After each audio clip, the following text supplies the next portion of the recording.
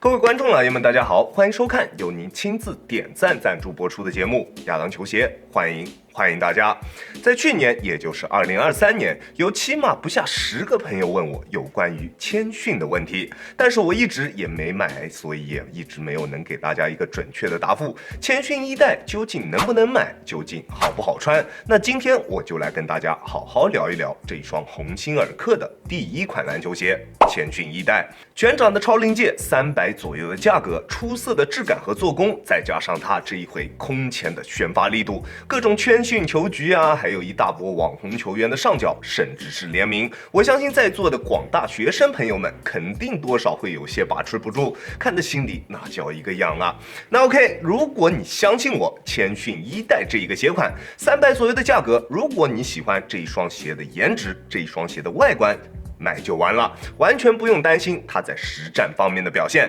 相信我，好吧？当然，我还是建议大家看完这一期视频，这样可以更加全面的了解这一个鞋款，同样也可以让你尽可能的选到真正适合自己的篮球鞋，好吧？在重量方面，单支42码，388克，在现在一重350克以内的后卫鞋里面，它的重量表现并不出彩，而且它的中下部分重量占比明显偏高，好在它的后跟锁定做得比较不错，穿在脚上的体感重量还是比较轻质的，不会成为我们在球场上的负担。至于它的脚型适配，这一双鞋的鞋楦属于正常略微偏窄一点点的楦型，而且整体的鞋面用料比较偏硬，形变空间比较小，对于宽脚的兄弟并不是特别友好。在尺码的选择方面，我平时耐克穿42.5，李宁穿42，这一双鞋我选择42码还是比较合适的，你可以适当参考一下。宽脚的兄弟如果真的特别喜欢这一个鞋款，特别想要购买，那我建议你们可以适当的选大一个尺码，这样应该会有更好一些的穿着体验。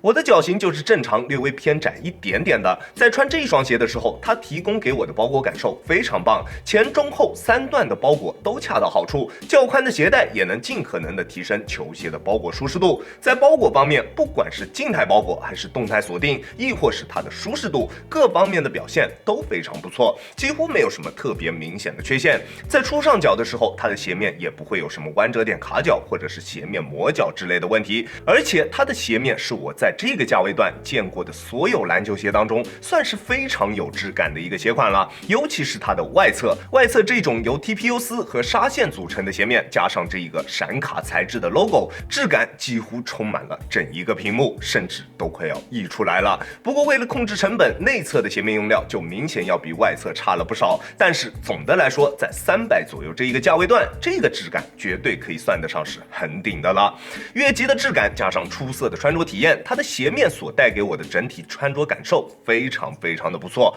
不过为了拥有更为出色的包裹舒适度，它的内部填充做得略微偏厚，虽然在鞋头处做出了比较大面积的网眼，但是透气性并不是特别的优秀。如果夏天想穿它出去打球，它的中后段可能还是会有一些捂脚，在意透气性的兄弟们还是要稍微斟酌一下。而它的整体强度表现，大家也完全不需要担心，高强度的鞋面材质加上球鞋侧面做出来的大面积 TPU 侧墙，很好的保证了球鞋的鞋面支撑，不管做什么动作，鞋面都可以很好的兜住我们的双脚。而足中部的硬质 TPU 以及中底侧面外包的 TPU 件都很好的保证了球鞋的整体刚性，在做一些对抗蹬地动作的时候，球鞋的整体姿态也能保持得非常不错，不会出现夸张的形变。即使用来打高强度的比赛，对于这一双鞋来说也绝对是小菜一碟。不过由于中底的刚性有那么一点点的过剩，在初期上脚的时候，它的鞋面没有办法很好的带起它的中底，会有一点点掉跟的情况出现。但是在磨合个2场球左右的时间之后，这个问题就不会再出现了，这一点大家可以放心。但是就是因为它的中底强度过剩，在跑动的过程中，它整个中底的过渡并不是特别流畅。对于小体重、爱跑动、喜欢比较好弯折一点的球鞋的朋友来说，这一双鞋可能并不是一个好的选择，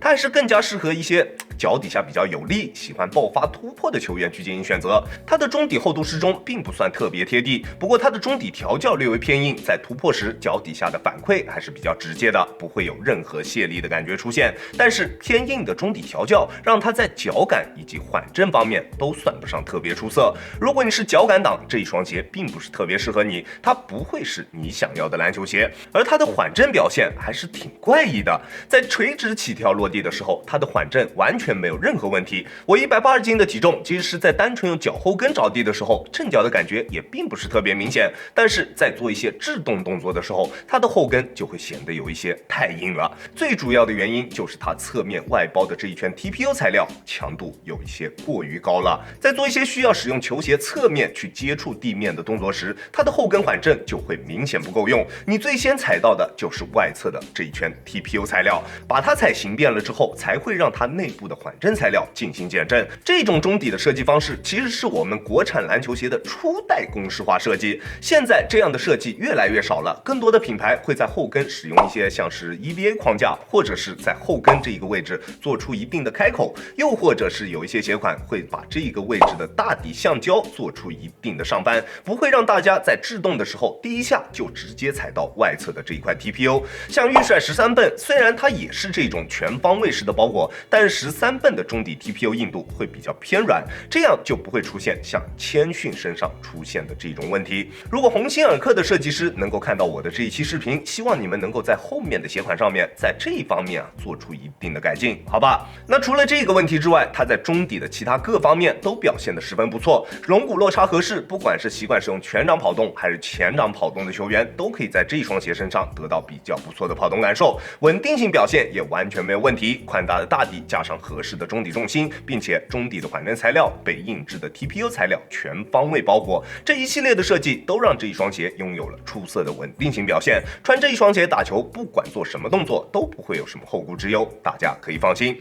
而至于它的大底表现，抓地确实非常不错，在干净的场地上，不管往哪个方向移动，它都不会出现多余的滑动。不过由于它的大底纹路有一些过于密集，在有灰尘的场地上，它的抓地会有比较明显的下降，而且它的纹路略微有一些偏细，虽然有2层纹路，深度也还行，大底的橡胶在硬度计的测试下，硬度也能达到70左右，但是我还是更加推荐大家只在室内的木地板上面使用，塑胶场地也勉强可以，但是水泥地还是能免则免了。这么细的纹路，我估计水泥地可能连5场球都不一定扛得住。谦逊1代亚当球鞋主观评级 B 级，在300左右这一个价位段，这一双鞋的整体表现还是非常不错的。虽然它除了较高的强度以及越级的质感之外，没有什么特别可以拿得出手的别的优点了，但是它同样没有特别明显的缺陷。在这一个价位段能够做到没有致命的缺陷，就已经是它最大的优点了。而且不管你是什么强度的球区，它都可以胜任。对于在座各位学生党朋友们来说，这双鞋真的是一个非常值得选择的鞋款。出色的外观，不错的配置，够用的性能表现，最主要的是价格也非常合适。不过还是值得提一嘴这双鞋对于脚底下没什么力的球员来说，可能会带来一定的负担，这一点你必须要注意一下，好吧 ？OK， 这就是本期视频的全部内容了。再次感谢大家观看本期的亚当球鞋。如果你觉得我的视频还有点意思，欢迎大家在各大平台搜索亚当球鞋找到我，一定要点击关注哦。好了，那我们下期视频再见吧，大家有空来做 ，peace。